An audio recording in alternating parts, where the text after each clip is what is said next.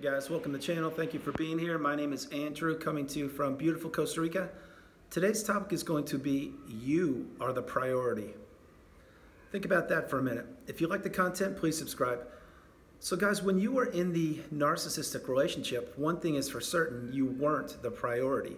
What you did is you put the narcissist and the relationship way ahead of yourself, of your wants, your needs, your desires. You put your life essentially on hold to live the narcissist's life. It's true, it's what happened. On top of that, you found yourself each and every day losing bits and pieces of yourself, losing your identity, questioning yourself, wondering if what you're doing is the right thing.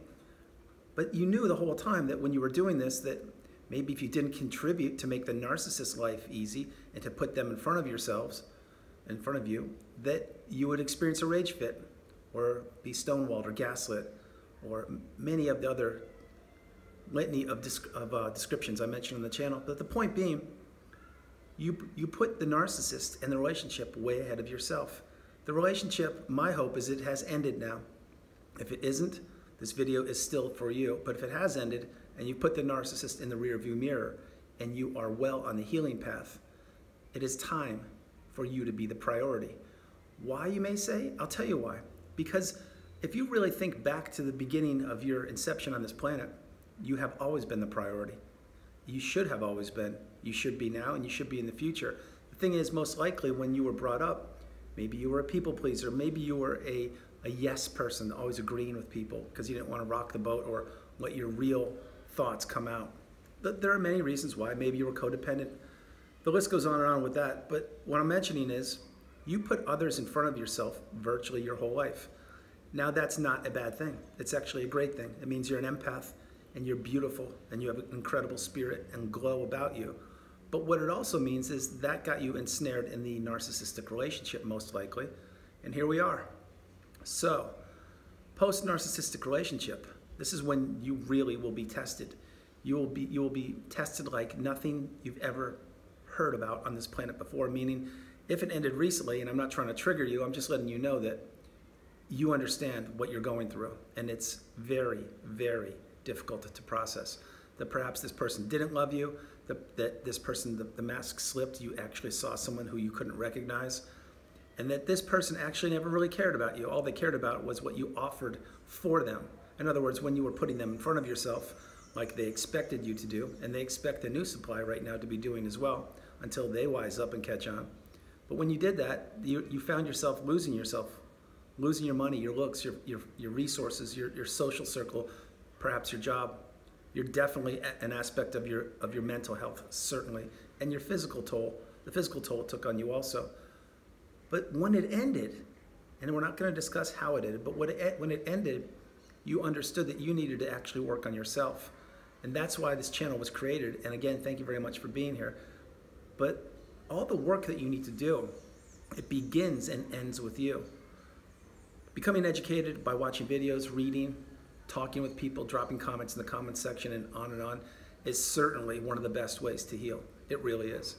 Another great way to heal is to spend all of your energy, maybe not all, but an awful lot of your energy on yourself, and understand that the relationship wasn't your fault, that you were manipulated, you were taken advantage of, and you were thrown away like a sheet of paper in the trash basket. That's most likely what happened. Having said that, this is your time. You are the priority now. You need to become educated, awakened, aware. You need to be resilient. You need to be forthright and committed, and understand that your path now has taken a different turn, a turn for the better. You may say, well, Andrew, wait, I still miss the narcissist, or I still think about them, or I'm ruminating. I understand completely. That just means that you have more healing to do, and most likely the relationship didn't end that long ago. And that is a good thing, because each and every day you stay away from the toxicity of the narcissist. Each and every day you go no contact, you block, you delete, remove flying monkeys and people you have in common. That's another day that you get stronger and you heal and you become determined, and your energy comes back to you. Your health will improve, your looks will improve. Everything about you, it will slowly return to how you were before you met the narcissist. These are facts. This happens. It happens with your commitment, with you understanding that you are the priority and that you have so much to offer this planet. Being the priority also means this. It means now you can devote your time, your energy, and do things to help yourself out. Here are some examples of ways that you can help yourself out. Like I mentioned on the channel so often, go for a walk, write a book, read a book, teach a class, take a class, get out there, meet new friends, do new things, new hobbies, things that you want to do. All of these things in your time, when you're ready, you should do.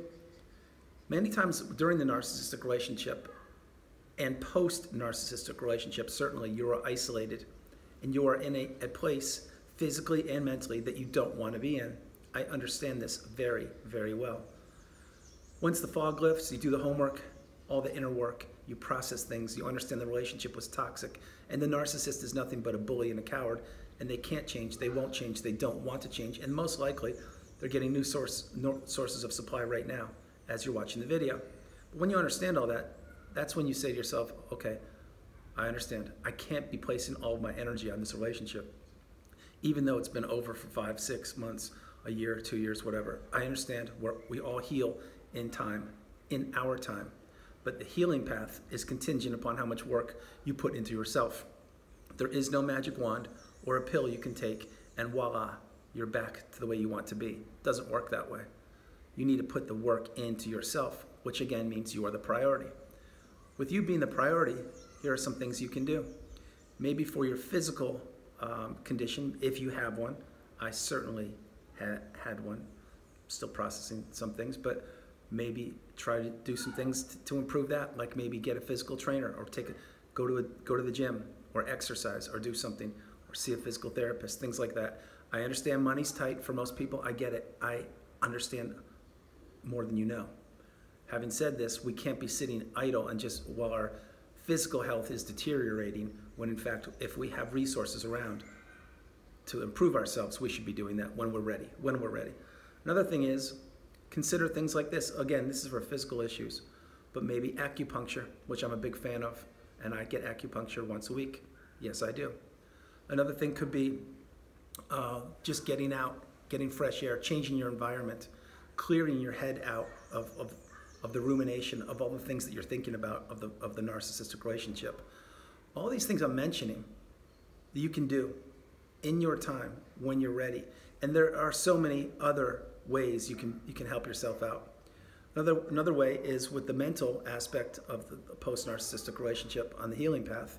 Just sincerely process things. Get that sheet of paper out and a pen and write down the pros and the cons of the narcissistic relationship.